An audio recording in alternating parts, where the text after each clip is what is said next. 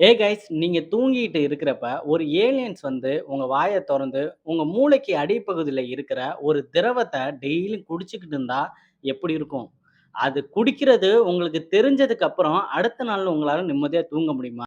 எப்படி தூங்க முடியும்? சாவு தான் நிச்சயம். தி பரோஸ்ன்னு ஒரு வெப் சீரிஸ் Netflixல தமிழ் டப்ல இப்ப ஸ்ட்ரீம் ஆயிட்டு இருக்கு. மொத்தம் 8 எபிசோடுங்க. இந்த 8 எபிசோடுமே பார்க்கறதுக்கு உங்களுக்கு கண்டிப்பா பொறுமைங்கிறது வேணும். இப்ப தான் நீங்க நம்ம சேனல ஃபர்ஸ்ட் டைமா பார்க்குறீங்கன்னா, மறக்காம சப்ஸ்கிரைப் பண்ணி வச்சுக்கங்க.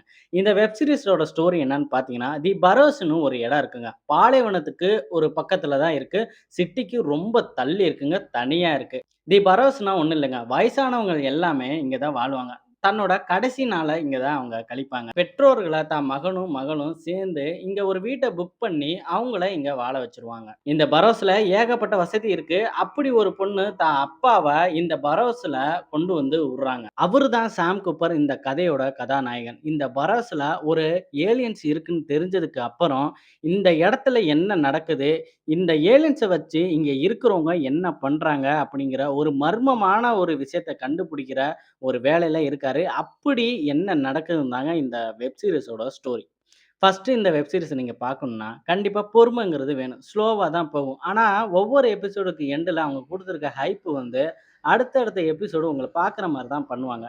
இருந்தாலுமே கொஞ்சம் போர்ன்னா அடிக்குங்க. ஸ்கிப் பண்ணிட்டு போக கூட வாய்ப்பு இருக்கு.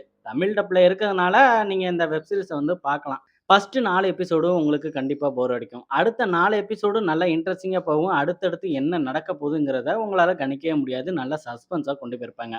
டெக்னிக்கலா பொறுத்தவரைக்கும் கிராபிக்ஸ் நல்லா பண்ணியிருக்காங்க. சினிமோட்டோகிராஃபி நல்லாயிருக்கு. நடிச்ச நடிகர்கள் அந்த கேரக்டருக்கு ஏத்த மாரி சூப்பரா நடிச்சிருக்காங்க.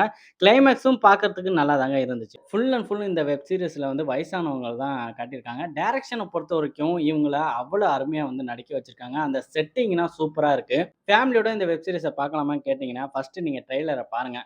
என்னோட சஜஷன் என்னன்னா, 18 வயசுக்கு மேல உள்ளவங்களே பாருங்க. வயலன்ஸ்லாம் கொஞ்சம் அதிகமா இருக்கும். பிளட் கன்டென்ட் இருக்கு. ஓகே கேஸ், இது ஒரு ஆவரேஜான வெப் சீரிஸ் தான். ஆவரேஜ்லயே கொஞ்சம் ஒர்த்தான வெப் சீரிஸ் தான். தமிழ் டப்ல Netflixல இப்ப ஸ்ட்ரீம் ஆயிட்டு இருக்கு. இதே மாரி மூவி ரிவ்யூக்கு, வெப் சீரிஸ் ரிவ்யூக்கு, மூவி அப்டேட்டுக்கு நம்ம சேனலையும் சப்ஸ்கிரைப் பண்ணி வச்சுக்கங்க.